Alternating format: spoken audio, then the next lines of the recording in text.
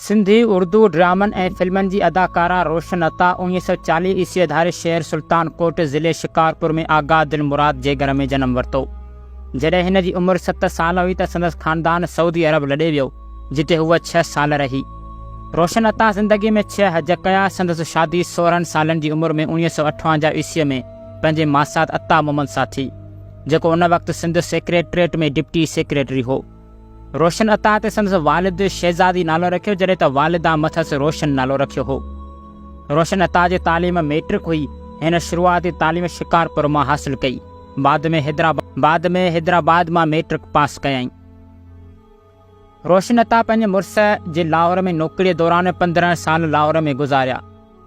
हिन 1964 ईस्वीअ में पंहिंजे फ़न जी शुरूआति रेडियो पाकिस्तान हैदराबाद तां कई, जिते उहा बुरको पाए ईंदी हुई, छो त संदसि माइट संदसि रेडियो ते अचण जा मुखालिफ़ हुआ। हिन स्टेज ड्रामा कया, ड्रामा लिखिया ऐं ड्रामनि में अदाकारी बि कई। रोशन अता सवें सिंधी तोड़े उर्दू ड्रामनि में पंहिंजे फ़न जा जौहर ॾेखारिया। हिन 20 खां वधीक सिंधी फिल्मनि में बि कमु कयो। रेडियो ते कमु करण बैदि पहिरीं सिंधी फिल्म धरती दिल वारनि जी में अदाकारी कयईं। हिन सिंधी फिल्म फ़ैसिलो ज़मीर जो में नुसरत भुट्टो जो किरदारु अदा कयो। रोशन अता खे वधीक शोहरत सिंधी फिल्म ममता खां मिली, जॾहिं त PTV ड्रामे बेनसीर अदिल जी ऐं KTN जी टेली फिल्म दरिया पार खेसि शोहरत जे बुलंदियुनि ते पहुचाए छॾियो।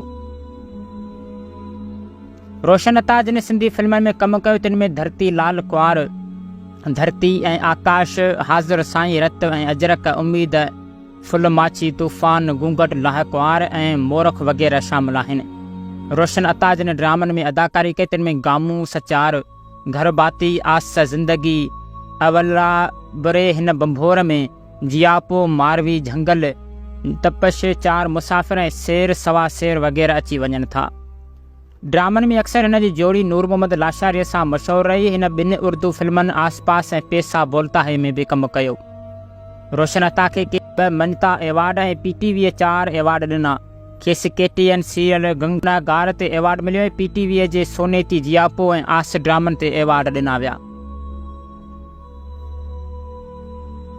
2008 ईस्वीअ में खेसि KTN ऐं PTV पारां लाइफ अचीवमेंट एवार्ड ॾिना विया। रोशन अता KTN तां आख़िरी ड्रामे दिलि पिरायो देस में कमु कयो, जॾहिं त PTV तां संदसि आख़िरी सिंधी ड्रामो कजल बिना नेण ऐं आख़िरी ड्रामो दस्त आशना आहे।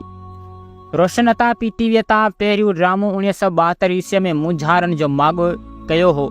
रोशन अता हिकु अहिड़े फ़नकार अदाकार हुई जेका पंहिंजे किरदार में गुम थी वेंदी हुई ऐं संदसि हर किरदारु हक़ीक़ी किरदारु लॻंदो हो।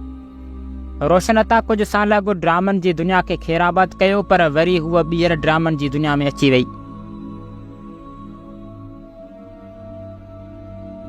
रोशन अता काफ़ी अरसे खां बीमार हुई। फिफ़रनि में ख़राबीअ सबबि इस्पताल में दाख़िल थी ऐं कोमा में हली वई। हिन 3 मार्च 2011 ईस्वीअ ते वफ़ात कई। खेसि कराचीअ जे डालमिया क़ब्रस्तान में मिटीअ मां हवाले कयो वियो। त इंशाअल्लाह उम्मीद आहे त अॼु जो ही तारीख़ी ऐं मुख़्तसिर वीडियो अवां सॼणनि खे ज़रूरु पसंदि आयो हूंदो। त वीडियो खे लाइक कयो ऐं जेके बि नवां दोस्तान उन्हनि सां इहा ई गुज़ारिश आहे त असांजे हिन YouTube चैनल खे ज़रूरु सब्सक्राइब कयो। त मिलंदासीं अहिड़ी दिलचस्प हिस्ट्रिकल वीडियो में। तेसिताईं असांखे ॾियो इजाज़त। अल्लाह हाफ़िज़।